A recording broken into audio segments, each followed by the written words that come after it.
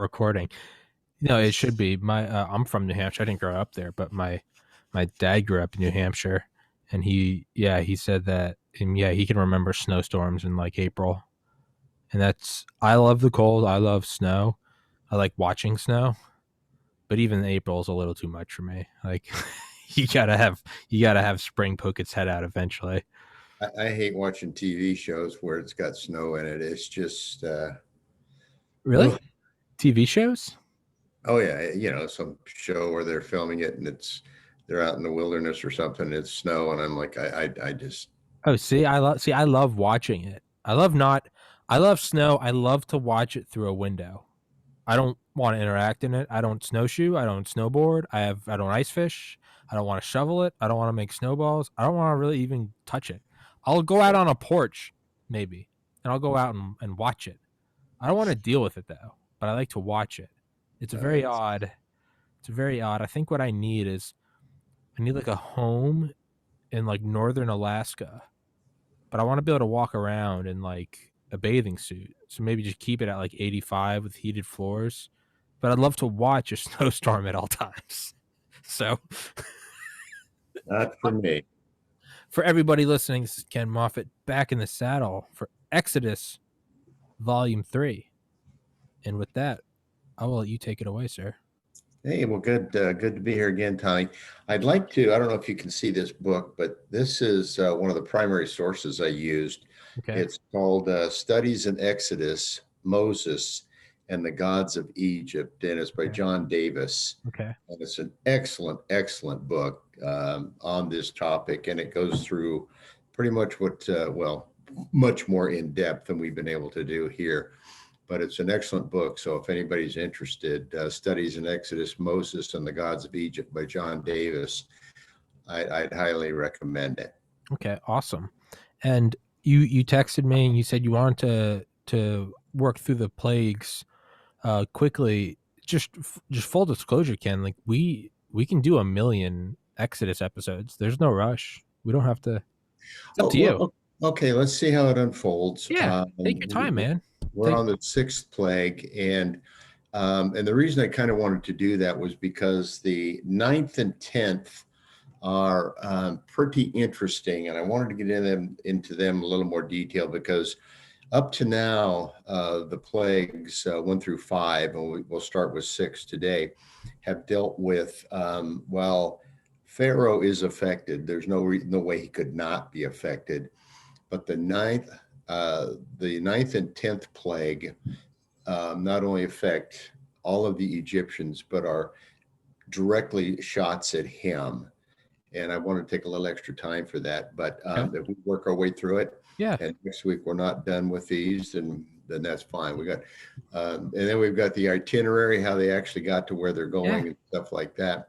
And here's another little tease, is that the actual crossing of the Red Sea, which we'll either get to next week or the following week, is not what people for hundreds and hundreds of years have been led to believe. There was a mistranslation in the Septuagint. And for those that don't know, the Septuagint was the Hebrew Bible, the Old Testament, that was translated into Greek.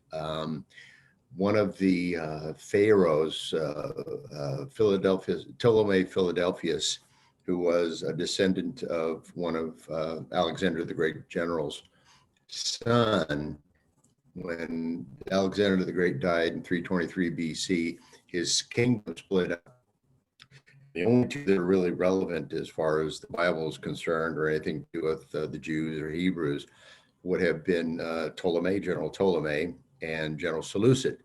They split up, and at this point, later on, obviously, General Ptolemy, his son, his family got Egypt, and then with the Seleucids, were constantly battling over who's going to get Israel or Palestine at the time. Well, Ptolemy Philadelphus had this huge library, and it was supposedly one of the best, if not the best in the world, scrolls of everything supposedly ever written. And he wanted the Hebrew Bible translated into Greek.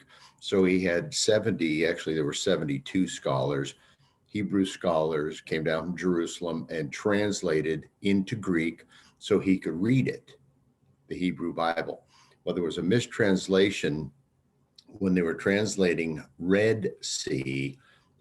It should have been reed, R-E-E-D, because of the reeds that grew, and they mistranslated it into Red Sea. And real quickly, because if you see the shape of the Sinai Peninsula, the sea at the time that goes up what is now the Suez, and the other one was the Gulf of Aqaba. Both of them were called the Red Sea. They didn't differentiate the names. That was hundreds and hundreds of years later. So when they made the translation, they said Red Sea instead of Reed Sea. And this is an interesting point. And the reason that it's interesting and it's very valid is because for hundreds of years, they have assumed that they crossed the Red Sea when they didn't. They crossed the Reed Sea, which is much further north than where now, or that time, the Gulf of Suez would have been. So, and we'll get into that because it throws a whole itinerary to the north, what is in modern day, they call it the Negev, the southern part of Israel, that desert area in the southern part of Israel. That's where they went. They never went down to the southern tip of Sinai. And I'm not going to spoil it for everybody, but it's a fascinating study. That's a weird kind of like a fork in the road of you could maybe even say power. I mean, if you were the one translating the Bible, that is, I mean, talk about like butterfly effect. I mean, you change one word. How does that affect down the millennia? Well, it has, Yeah. and we'll get into that because it's thrown the whole question of, well, did the Exodus really occur?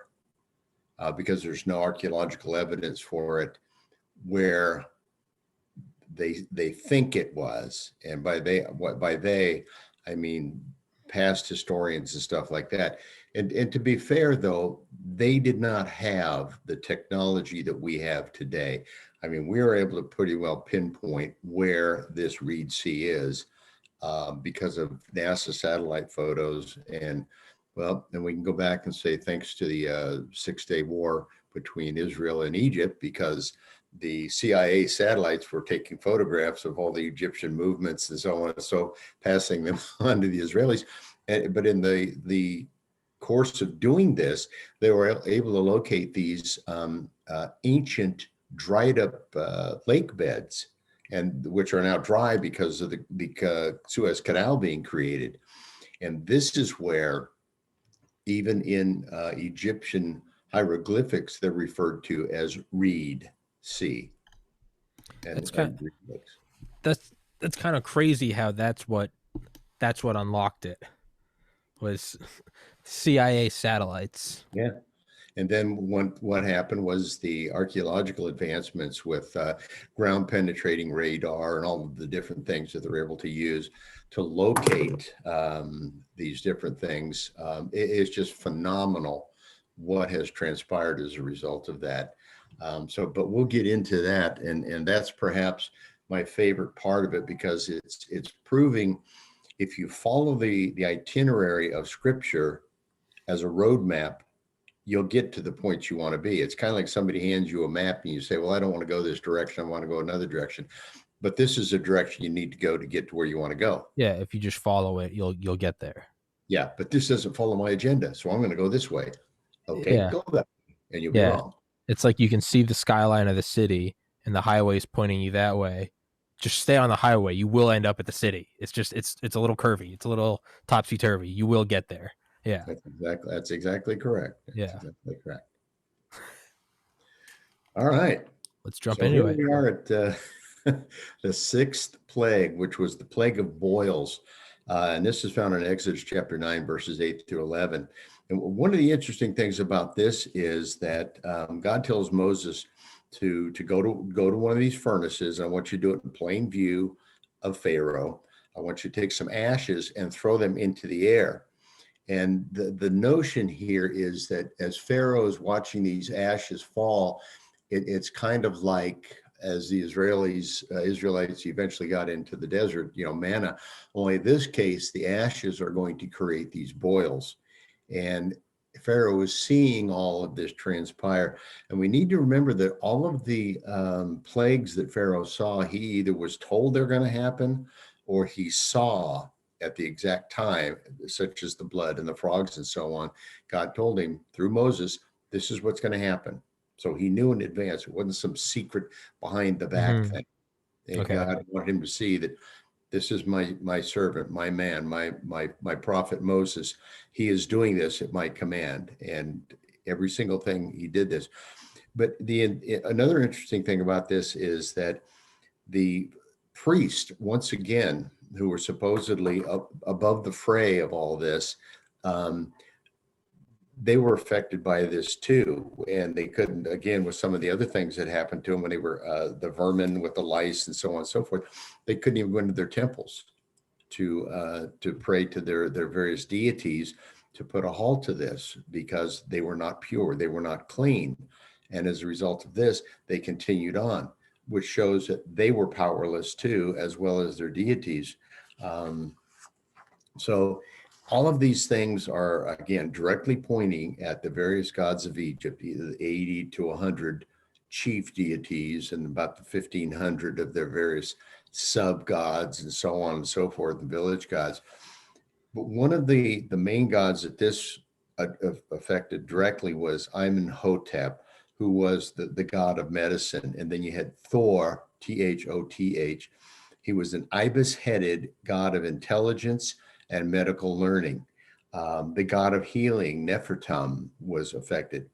Isis, another figure who was part of the Egyptian Trinity, she was affected by this. So all of these boils and various infirmities that were delivered upon the Egyptian people, the priests, and so on, another direct shot at some of the Class A Egyptian gods, if you will. And who's sitting back affected by all this? Pharaoh, the incarnation of Ra, Mm-hmm. the chief god, and he could not do a thing about it, which once again shows he was powerless, Mm-hmm. absolutely powerless. Mm-hmm. Neil deGrasse Tyson said in his book Accessory to War, how, I forget what the exact example was, but how some European explorers landed somewhere in South America, and they landed and they wanted to like resupply, so they told all the indigenous people basically to like give us like food, water, and stuff, and they were like, we're not going to. And the travelers, the European travelers, they had an astronomer with them who knew that there was going to be a lunar eclipse in like 3 days, and the indigenous people didn't know. They were like tribes, and the European, the captain of the ship was like, in 3 days, my God will blot out the moon.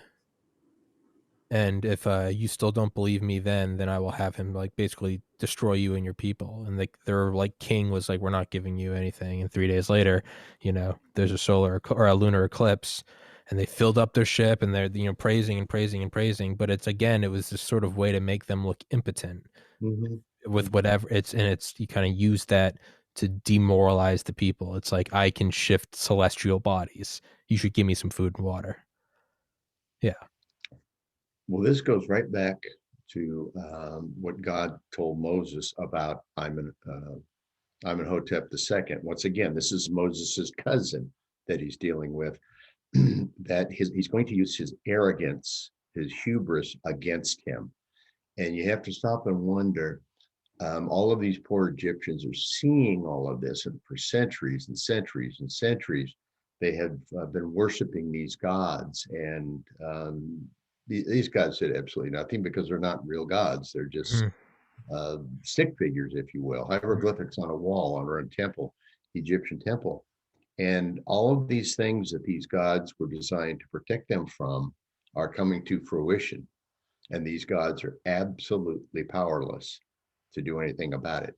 So you have to wonder, and scripture addresses this, that the average Egyptian, when they see this, they're wondering, maybe that Hebrew God is the Mhm. true God. Mhm. Because look what he's doing to look what he's doing to our gods. They are impotent, as you say. They're powerless, and all of the different gods that they invoke still are not able to correct the situation. They're not able to combat it because this is a war. Mhm. And Amenhotep II, he's the one that declared the war by Mhm. refusing to let the Hebrew slaves go. Mhm. Yeah. So It. it's Yeah. Yeah. When the god is acting with impunity. Yeah, yeah. What are the people going to do to Pharaoh? Yeah. Absolutely nothing. What can Yeah. they do? Yeah. Um, but they're the ones that are suffering the worst for it because, as we said, the elite in situations like this are always taken care of. You could. But Yeah. Again, I think we used the analogy last week with COVID, right? It's like, the senators, they're fine. They're fine. It's everyone else that's getting screwed.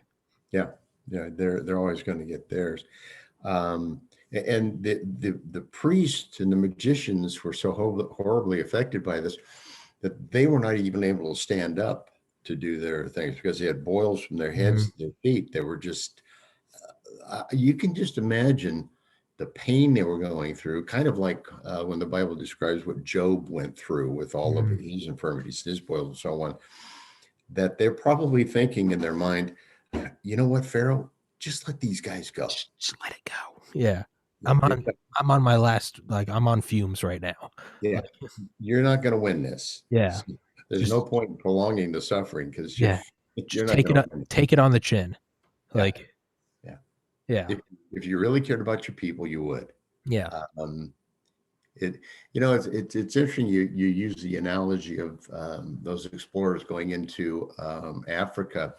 In the waning days of World War II, when Hitler's generals and everything, they knew it was over, and none of them wanted to say it's over. It's over. Yeah. None of them did. They knew what would happen to them. They had a piano wire hanging out of a barn ready for them Mhm. if they Mhm. said anything. And Hitler and Pharaoh pretty much the same. I don't want to hear the bad news. I can see what's going on. I know the Russians are just right outside of Berlin. I know the Americans are on the Rhine. I got all that. But what do we need to do to win? We can't win. And Yeah. this is what his people are telling him.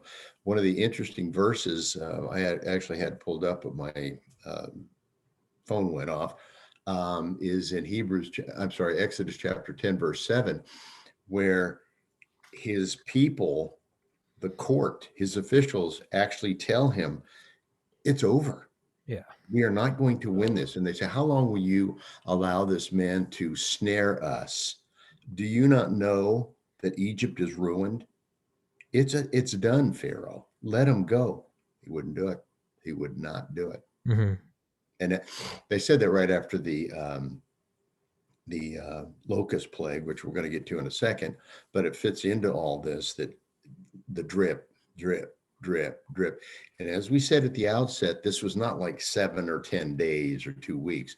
These plagues probably took anywhere from 7 to 8, 9 months, perhaps, because we see that the various different types of grain that grew during this season that was destroyed. The other grain that grew in this season, later on the flax, and so on and so forth. So this was a protracted period of time. And all the while, Pharaoh's having to see all this. Mhm. And his mind had just absolutely had to be racing. What do I need to do to combat this?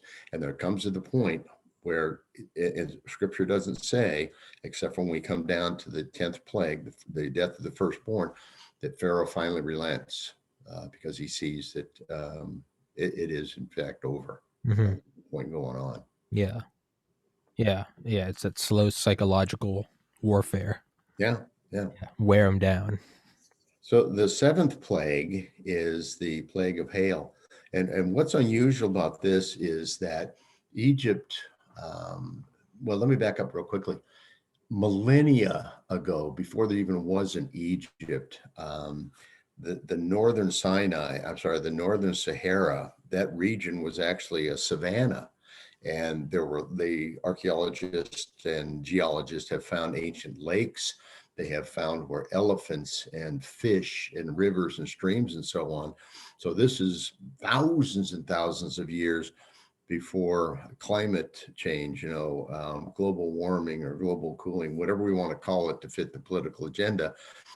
That's what this was. But now Egypt is a desert, and it is a warm climate. And what sustained them was the Nile River. So we know at one point they had normal rainfall because that's where the elephants and other animals live. They found the elephant carcasses and the bones and so on and so forth. But now Egypt probably gets about 2 inches of rain a year.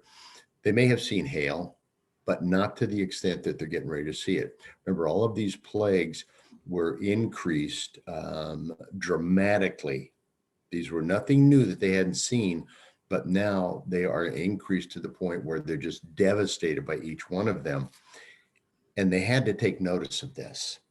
So here come these plagues, and the plague of hail is not only the hail, but it's accompanied by fire.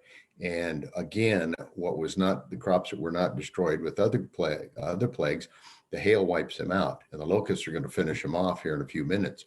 But this would have been a plague that the sky god Nut, N-U-T, should have been able to destroy or end. But once again, their chief god Nut is not able to do it.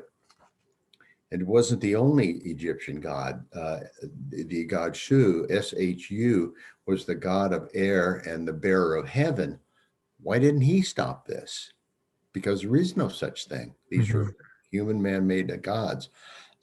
Seth, god of storms, protector of crops. Neighbor, god of grain crops. And again, Osiris. Osiris is really taking it on the chin here. She's getting hit for a lot of things because she was involved in so many various things. She's the ruler of life and vegetation, and she can't stop it. She's the CEO that has to take the flack for something that one of her underlings did, right? That's right. That's Yeah. right. That's Tim Cook of Apple having to be responsible for what happened at an assembly plant in China, right? Yeah. Gotta tell you, it comes with the job. Yeah. Who's the little Chinaman that I have to Yeah. fire for this? Yeah, exactly. Yeah, you got to go out and take it. And the accumulative effect of all of these plagues, it wasn't like they had a plague and then they recovered, had another plague, had recovered. I mean, these are just boom, boom, boom, and they never had time to recover. They had already lost their fish, which was a main staple of the diet of the average Egyptian. Once again, the priest did not eat fish because they were considered unclean, and the priest had to remain their purity before they could go into the temple to pray to the various gods who were ineffective. Killed off the livestock, which meant there goes meat, there goes milk. The flax, again, much of their clothing was made out of this linen, and Egypt today is still known for some of their fine linen. So now they've lost all of this stuff, and there's not a thing in the world they can do about it.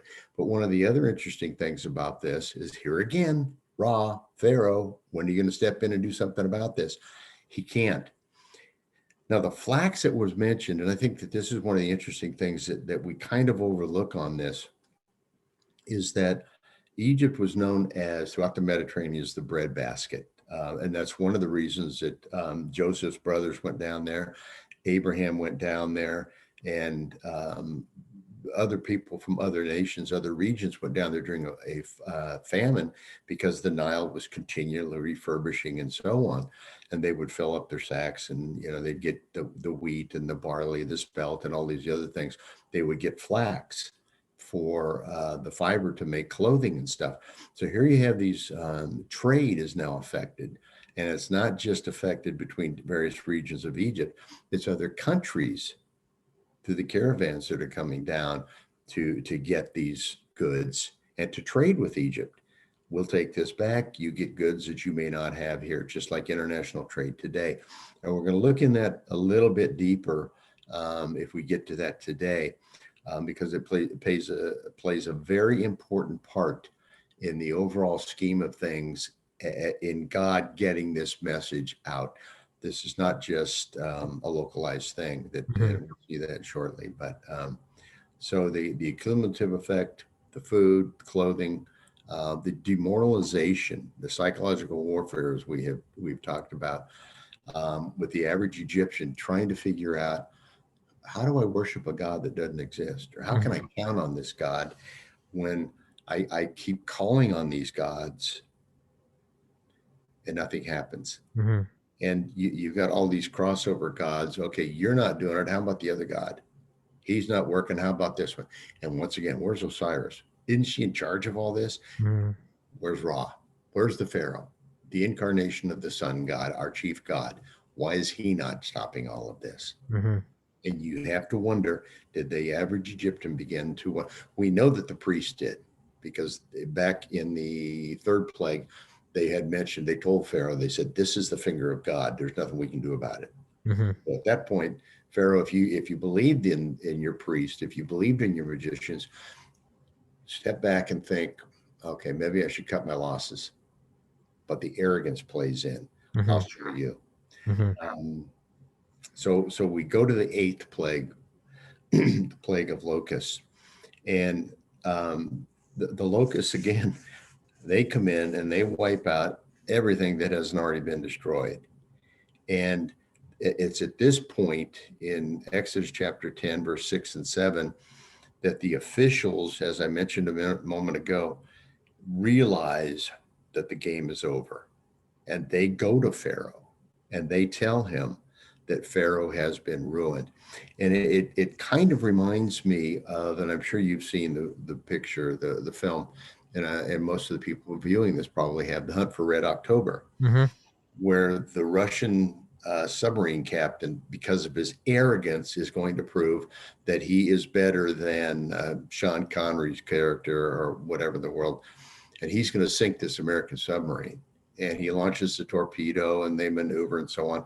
And as the torpedo's headed back towards his own Russian sub, one of his officers, they realize what has happened. And he says to him, "You arrogant fool, you've killed us all." Mhm. Well, this is what's happening here. Pharaoh's officials realize that because of his arrogance and his refusal to let these guys go, let the Hebrews go, you've destroyed this country. The nation that your father, Tutmosis III, gave you, the most powerful nation in the world at the time, has been destroyed because of your arrogance. Mhm. And I think it goes back to the beginning of all of this, when God tells Moses essentially that I will harden his heart. Now, God is not making Amenhotep II do anything that his heart is not already predisposed to do. Mhm. He's arrogant, and I'm not listening to this God that I can't even see. I don't see a God. What are you talking about? And Moses, okay, I'll show you. And he never relents, never relents. So now we have the plague of locusts, and they have destroyed everything that hasn't already been destroyed or what's left. There's no leaves on the trees. There's nothing. Um, and here again, we see the gods. The chief agricultural god, poor Osiris. I mean, she is really, really getting it. Isis, Seth, and Nippur, all of these gods of the air are still powerless to stop even the locusts coming through.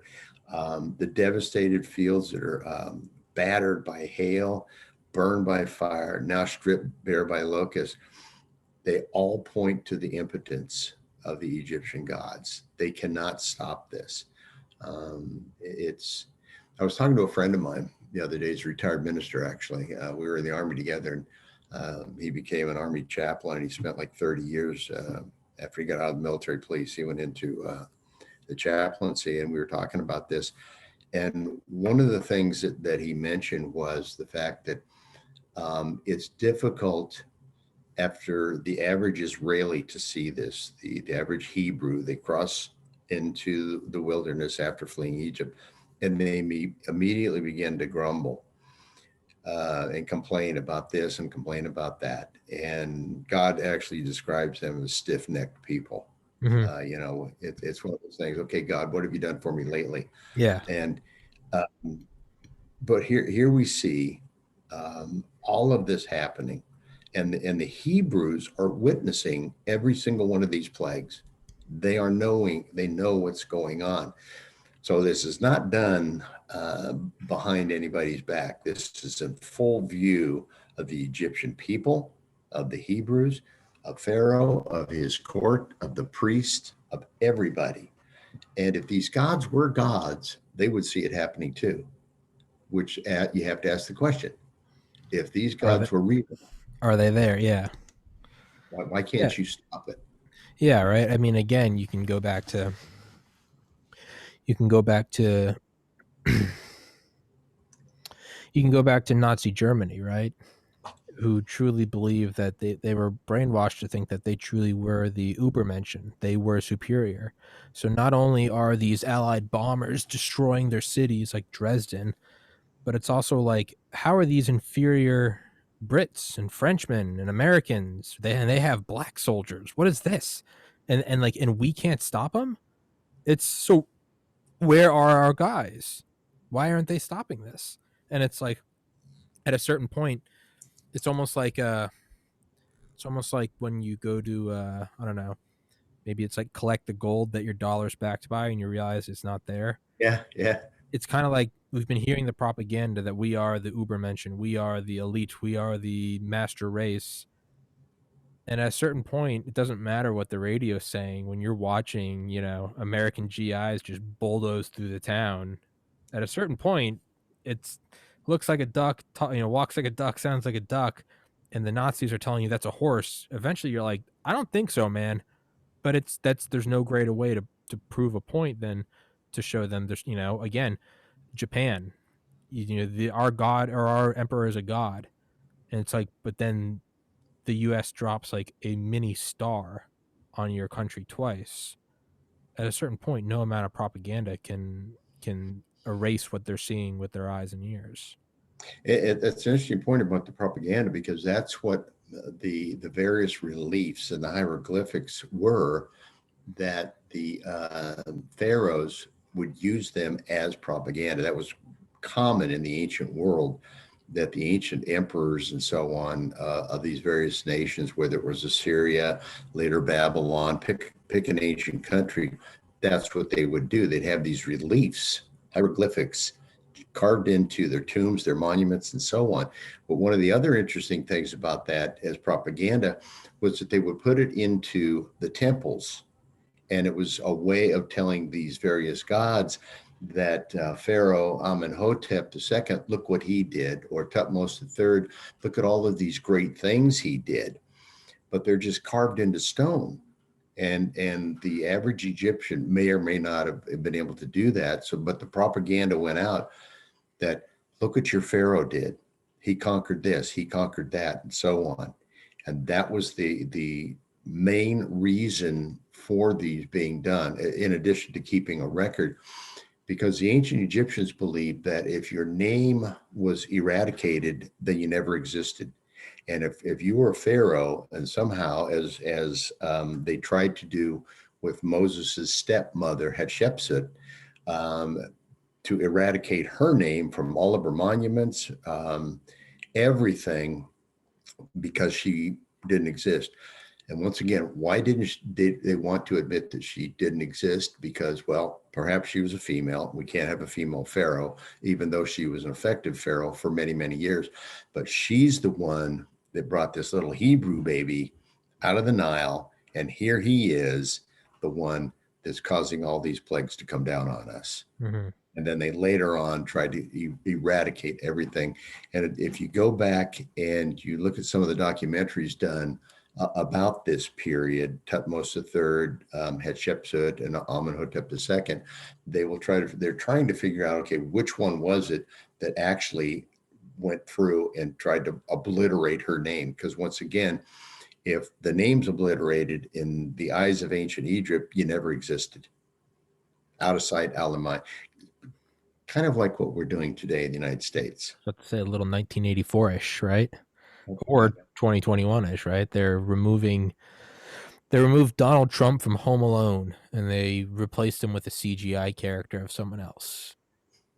If that's not, But yeah, right. It's you trying to remove the past, get rid of these Mhm. statues. There's it's the same thing, and it's also I was gonna say there's no way that so with like the Egyptian like propaganda, there's up until then it was believable because if the Egyptian propaganda just says our God created the earth and the sun and the air and the water, and they just say it, and there it is carved into stone. Well, here you are, and there's a sun and air and water, and well, I guess it is. Okay, you're right.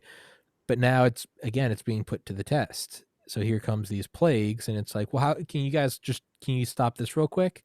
And when they're not doing that, well, it starts to unravel everything. You're like, did they really create the water? Did they really? It's again, it seems like it was the original psychological warfare. Well, it was that, and the average, I think, the average Egyptian, he got it a long time before the Pharaoh did, Yeah, simply because he was the one that was no longer going to be able to eat the fish. yeah, He didn't have any grain.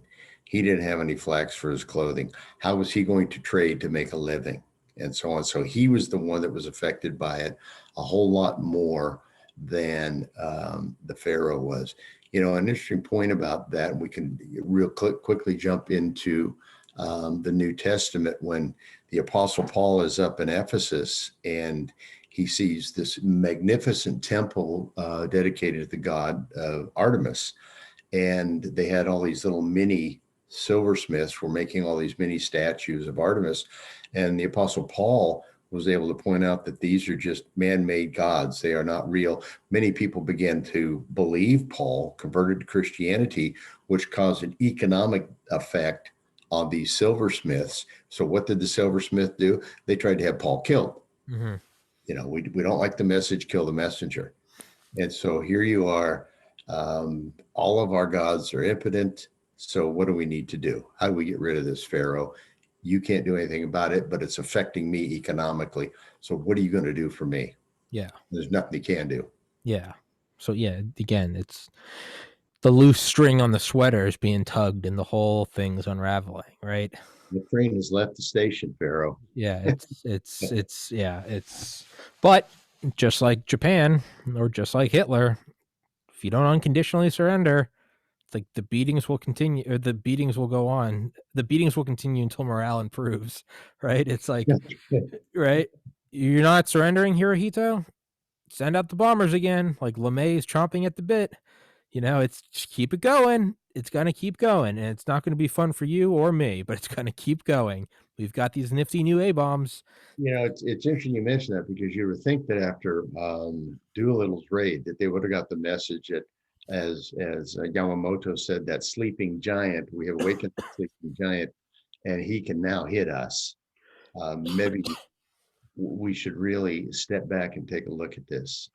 We haven't gone so far yet that we can't turn this thing around. Yeah. Yeah. But But again, Eric, but in Japan's case, I know it's a little bit far afield, but Tojo, the war minister, mhm, he was all in. And it's, yeah. I'm not the god over here that's going to take the hit on this. Yeah. I'm just doing what Hirohito tells me to do. But we know in reality, Tojo is running the show. Yeah. Yeah. But with those fanatics, you often have that where it's like, right, with Tojo, or you could, who was it? Bormon? Was it Bormon? Whoever it's like these higher ups in the inner circle, they're fanatics, but it's because they don't have to bear the brunt. Like, whereas we might say, hey man, they were faithful to Hitler to the end. The reality is they were faithful because they were going to send other men to die. Like, they still didn't have to do anything. It doesn't really take a whole lot to be like, fight to the end when you're not the one fighting to the end, right?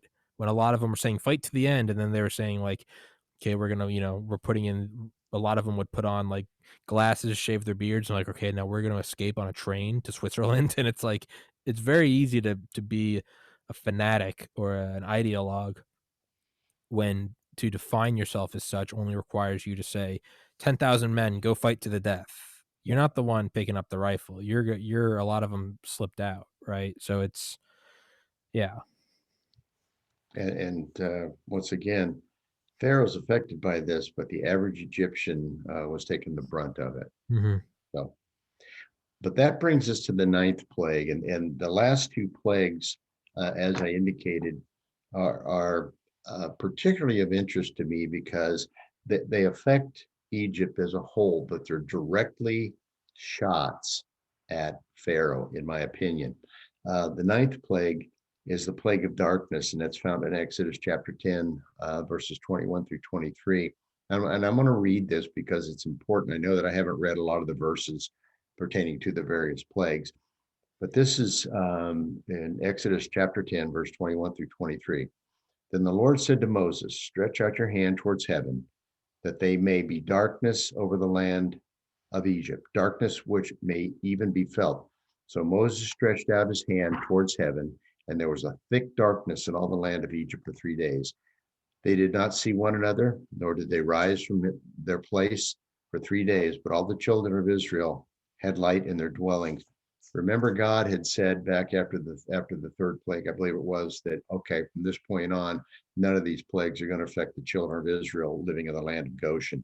You guys are going to take the hit on this, but my children, my guys, the children of Israel, they're going to be free from it. They're going to get a pass on this. Now, imagine that the world as you know it suddenly goes so dark you can't see anything. And I don't know if anybody out there has been in a position to where it has been that dark, if you've ever been in a cave and so on and so forth. But it's something to behold. I've been in, explored caves and things like this. You can't see members of your family. You can't see anything in your house, the stools, the bed, nothing. You cannot see anything. You're bumping into all this.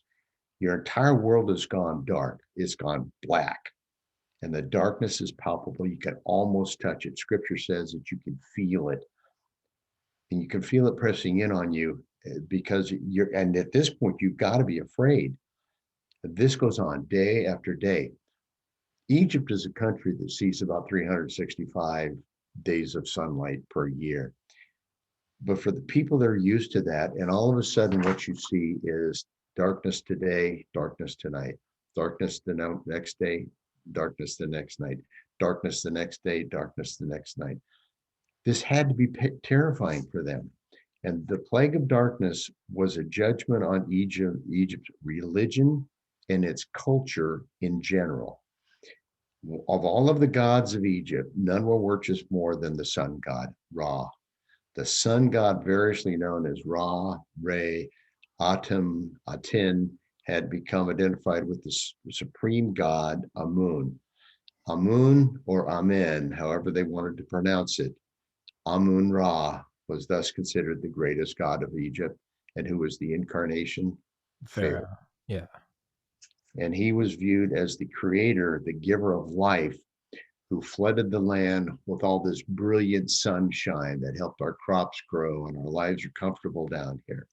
Now, one of the interesting things is when you look at the breakdown of the various names of Ra, Amun Ra, Re, however they're going to pronounce it, many of the pharaohs incorporated into their names of that chief god. For instance, Pharaoh Ramses, who's going to come along in about 200 years. His name, RRMC, means to be drawn forth of Ra. Amenhotep, the one that Moses is dealing with, his names means Amun is pleased. And here's one that everybody's going to love, Tutankhamun, better known as King Tut. Yeah. His name means the living image of Amun. So the next time somebody says King Tut, his name is Tutankhamun, which incorporates Yes. that Amun in there. But in the darkness, again, Amun Ra, the most powerful god, was what? He's not to be seen. He's not in the ballpark here. Yeah. Elvis has left the building, and Amun Ra is with him. Yeah. And so not only were all of Egypt's other gods and goddesses powerless, but the greatest and the most important god, Amun Ra, Pharaoh, Gone. was just as powerless and useless to help them. Again, the Egyptian gods had failed. And this goes back to something we've reiterated time and again. You can look at our own culture, the breakdown of our own cultures. Some people say that we're in a civil war, in a cultural war. And I believe with all my heart that we are. And why is that? Because the American population, the world population, has decided that they're going to worship all of these other gods, whether they're athletes, whether they're singers, entertainers, whether they're industrialists or whatever, they are going to become our God. We don't need Yahweh. We don't need Jehovah. We don't need the God of the Bible because he doesn't give us what we think we want. But in reality, when we look at exactly what he did for the Hebrews, he gave them everything that they needed and sometimes what they wanted, but he knows best what we need before we even need it. And it's just a powerful look at why we choose to follow these fake gods because they deliver something. And if they don't deliver it, so what? Yeah. I'd rather follow the celebrity because that celebrity is cool. You see how many people follow such and such on Twitter, or how many friends do I have on Facebook? I'm a celebrity and I've got 50,000 or 100,000 people following my every word, even though most of them are just absolutely bumbling idiots. Yeah. Uh, they just parrot what somebody else says. Yeah.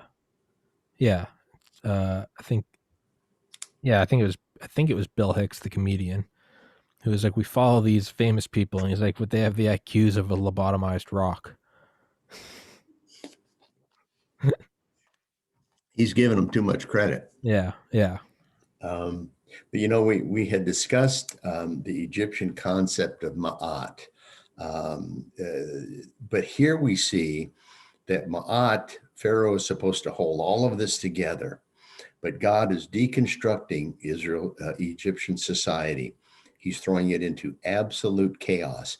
And once again, the Egyptian god of Ma'at, control, is battling the god of chaos, Set. And these two gods are battling to each other. But in reality, they don't exist. Mm-hmm. It's God against Pharaoh and God against the Egyptian gods. And it's no contest because they don't exist. But in the mind of the Egyptians and Pharaoh, they do exist. And what God has got to do is prove to them, and he does very forcefully, that those gods that you believe in, they're non-existent. Mm-hmm. And you better wake up before it's too late, Pharaoh. Mm-hmm. So with all of his hubris, Amenhotep has now met the God of the Hebrews. And if you remember what we read back in Exodus chapter 5, verse 1 and 2, when we started this study, when Moses went to Pharaoh, he said, "This is what the Lord God of Israel says, let my people go." What was Pharaoh's response? "Who is this God that I should obey him? I don't know the Lord, and I will not let Israel go." And at this point, Moses is probably thinking, well, Pharaoh, my young cousin, meet Yahweh, God of the Hebrews. Yeah. And you're not going to like the next one, the next plague that comes your way. You're really not going to like it because it's going to hit you personally. Yeah. Hard. Yeah. Yeah. Should we save that for next week? We can certainly do that. Oh yeah, I don't want to start it and then have to finish it quickly. I'd rather not rush it because And that's fine. Another little tease about this.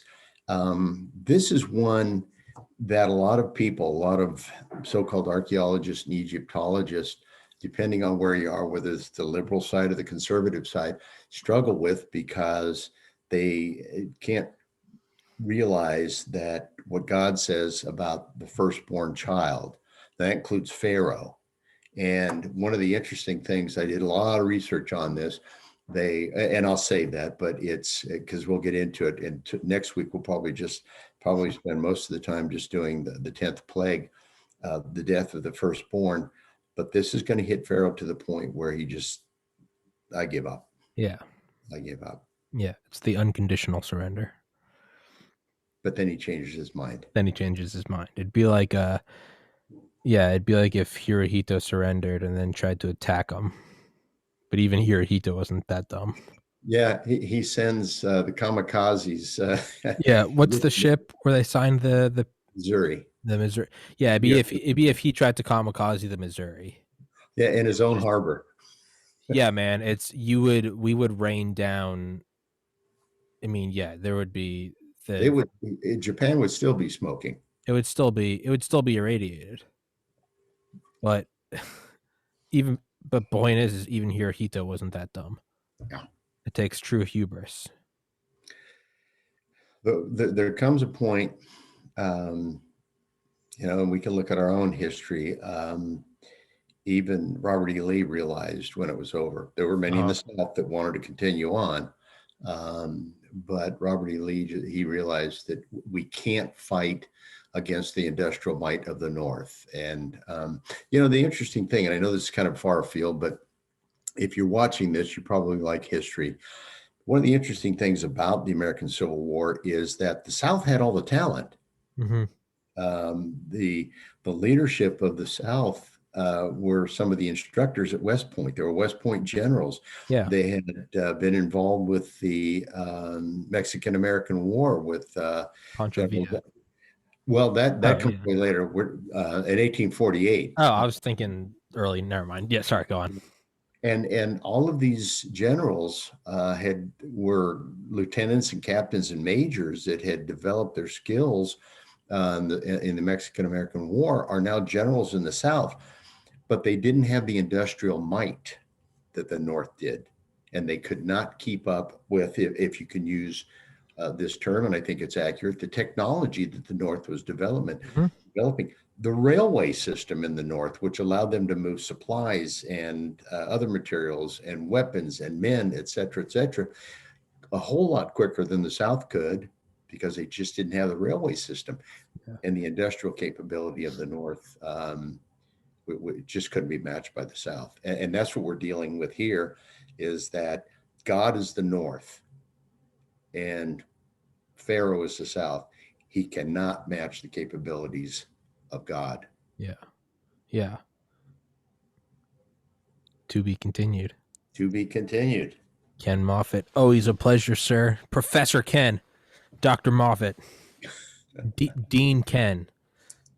Dean Ken. Dean. You be the dean or the principal. That's right. That's right. You guys do your homework. Do the homework and tune in next week. Ken, as always, it's a pleasure. And I thoroughly enjoy. I normally have to do like all the talking. I thoroughly enjoy. I get to be the student, and I've come to look forward to it. Good, I appreciate that.